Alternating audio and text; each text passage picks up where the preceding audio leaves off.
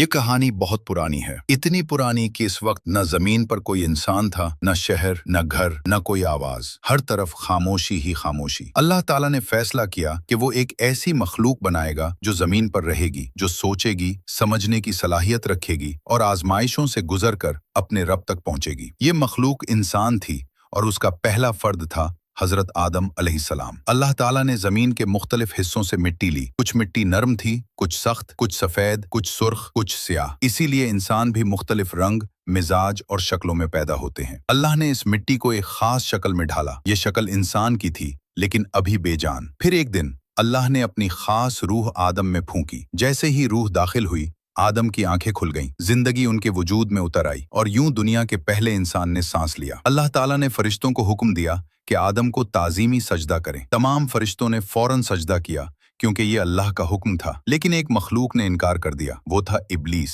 वो बोला, मैं आग से बना हूँ और आदम मिट्टी से, मैं इससे बेहतर हूँ, मैं उसे सजदा कैसे करूँ? ये तकब्बुर उसकी बर्बादी का सबब बना। अल्लाह ने उसे अपनी रहमत से दूर कर दिया और वो शैतान बन गया। इब्लीस ने कसम खाई कि वो आदम की औलाद को गुमराह करेगा। अल्लाह ने आदम को जन्नत में जगह दी। जन्नत एक ऐसी जगह जहाँ न भूख, न प्यास, न थकन, न गम, हर तरफ खूबसूरती, सुकून और नेमतें। फिर अल्लाह ने हजरत हव्वा को आदम की सुकूनत के लिए पैदा किया। दोनों जन्नत में इत्मीनान से रहने लगे। अल्लाह ने उन्हें एक बात कही, तुम जन्नत की हर चीज इस्तेमाल कर सकते हो, बस उस एक मखसूस दरख्त के करीब मत जाना। यह हुक्म एक आजमाइश थी। शैतान जन्नत में दाखिल होने में कामयाब हुआ और उसने दोनों के दिलों में वसवसे डालने शुरू किए। वो बोला, अगर तुम इस दरख्त का फल खाओगे तो तुम हमेशा जिंदा रहोगे, तुम फरिश्तों जैसे बन जाओगे। आखिरकार शैतान ने उन्हें धोखा दे दिया। आदम और हव्वा इस दरख्त के करीब गए और उसका फल खा लिया। जैसे ही उन्होंने खाया, उन पर हकीकत वाज़े हो गई। वो शर्मिंदा हो गए, परेशान हो गए और फौरन अल्लाह से माफी मांगने लगे। अल्लाह ताला ने उनकी तौबा कबूल की,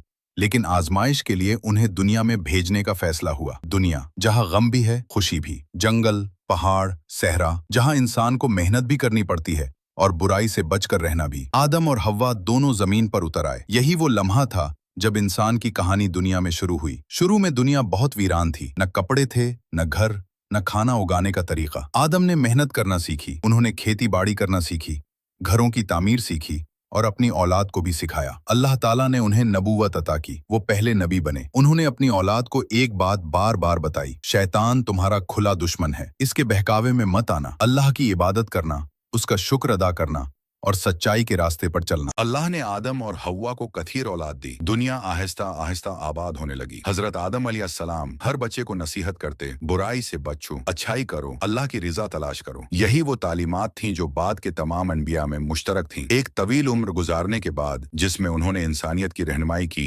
हजरत आदम अलैहिस्सलाम का वक्त रुखसत करीब आया। फरिश्ते उनके पास आए और कहा, अल्लाह की तरफ वापस लौटने का वक्त आ गया है। उनकी औलाद रो रही थी, लेकिन आदम अलैहिस्सलाम मुस्कुरा कर बोले, हर इंसान को एक दिन अपने रब के पास जाना है। असल कामयाबी आखिरत की कामयाबी है। यूं दुनिया के पहले इंसान, पहले नबी ने दुनिया से पर्दा फरमा दिया। ये कहानी हमें ये बताती है, इंसान से गलती हो सकती है, मगर तौबा उसे अल्लाह के करीब कर देती है। तकब्बुर इंसान को शैतान जैसा बना देता है। शैतान का सबसे बड़ा हथियार वसूसा है। दुनिया एक आजमाइश है, इसलिए जिंदगी आखिरत है। इंसान की असल पहचान उसका किरदार, नियत और एमाल है।